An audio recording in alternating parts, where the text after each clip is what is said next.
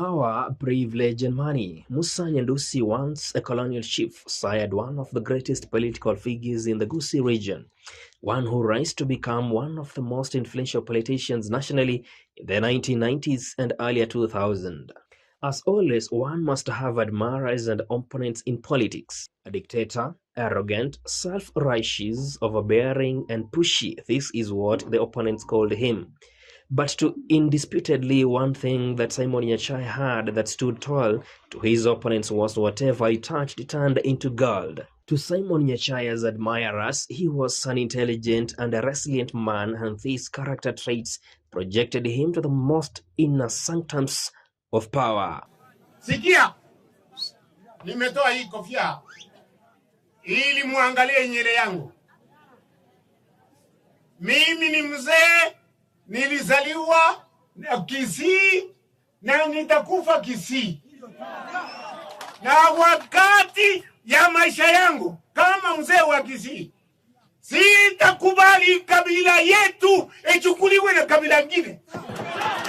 With this influence, Simon Nyachae bestrode the Kenyan politics deeply as a colossus, and many knew him as a proverbial colossus for almost 3 decades. Born into a large polygamous family on the 6th of February 1932 in the remote area of Kisii County, Nyaribari, the colonial chief Musa Nyandusi and the late Omongina Pauline Bosibori, Nyandusi joined Nyanchwa Seventh-day Adventist School in 1941.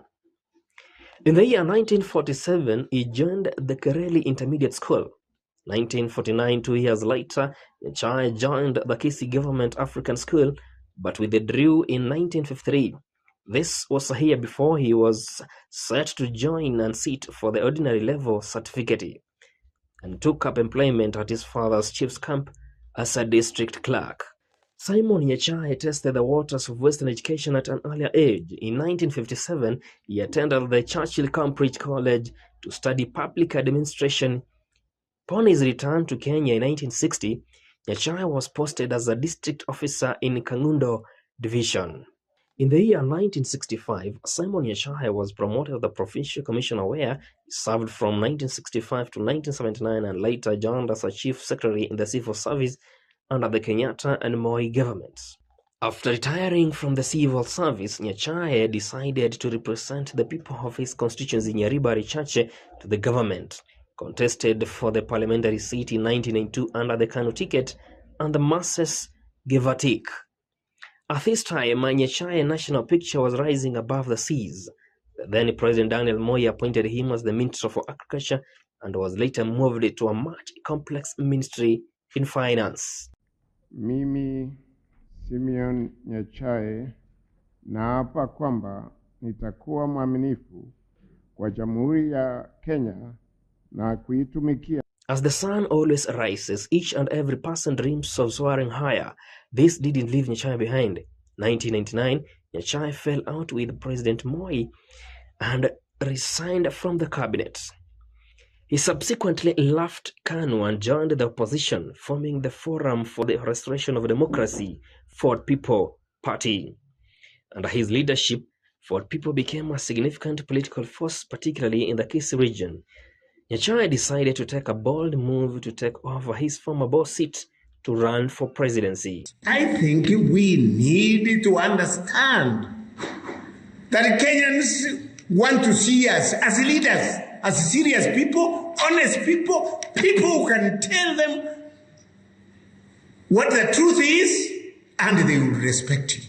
Nyachae's presidency plans did not receive wide support, as the main opposition groups cooperated with Mwai Kibaki's Democratic Party to form the National Alliance of Kenya, which then teamed up with Raila's Liberal Democratic Party to form the National Rainbow Coalition, NAC.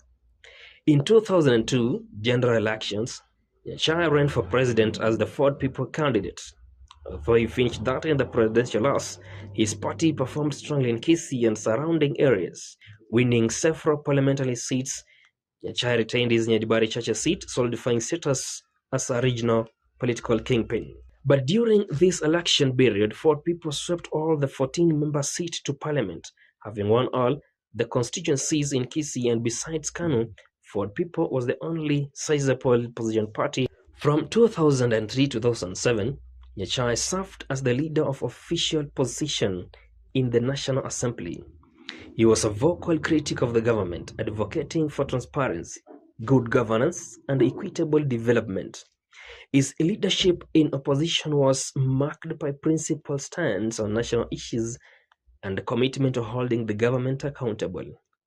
Nyachae also played a key role in coalition building and national dialogue, especially in efforts to promote unity and stability during periods of political transition.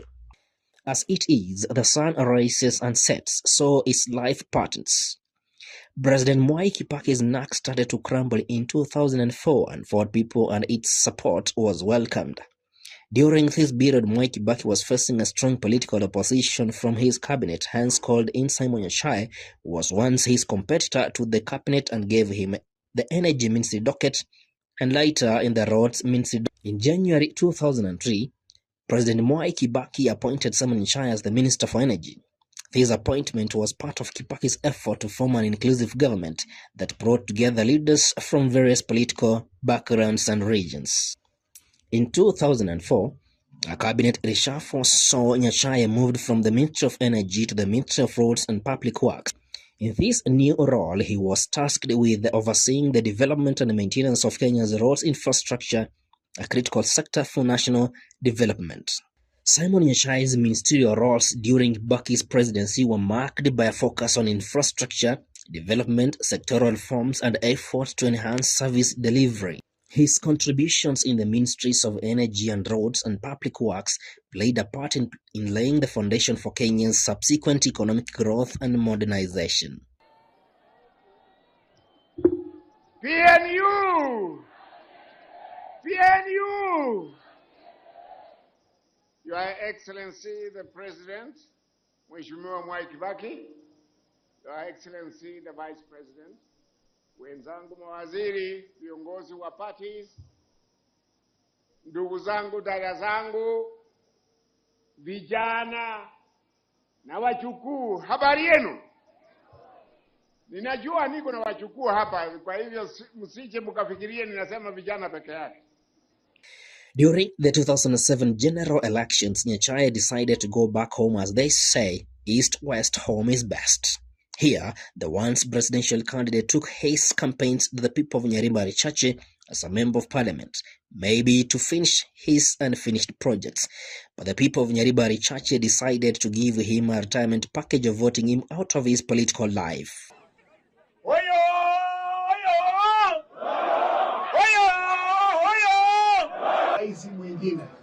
Kwa hii mkutano, fikira yenu, kwa sababu mliniuliza swali kwa radio, ase ninasimama wapi? Mnafikiria ninasimama wapi sasa? Following the 2007 general elections, Chai did not seek further elective office. He gradually withdrew from day-to-day political activities, allowing a new generation of leaders to emerge in his home region and nationally. Nyachae remained as a respected elder statesman in Kenya. He was often consulted on matters of national importance, governance, and community affairs. His experience and stature made him a key advisor and mediator, especially within the Kisii community and among political leaders seeking guidance. Simon Nyachae's influence continued to be felt long after his political retirement. He was widely recognized for his contributions to Kenya's civil service, politics, and community development. Nyachae passed away on February 1st, 2001, leaving behind a legacy of leadership, integrity, and service to the nation. May his soul continue resting in eternal peace.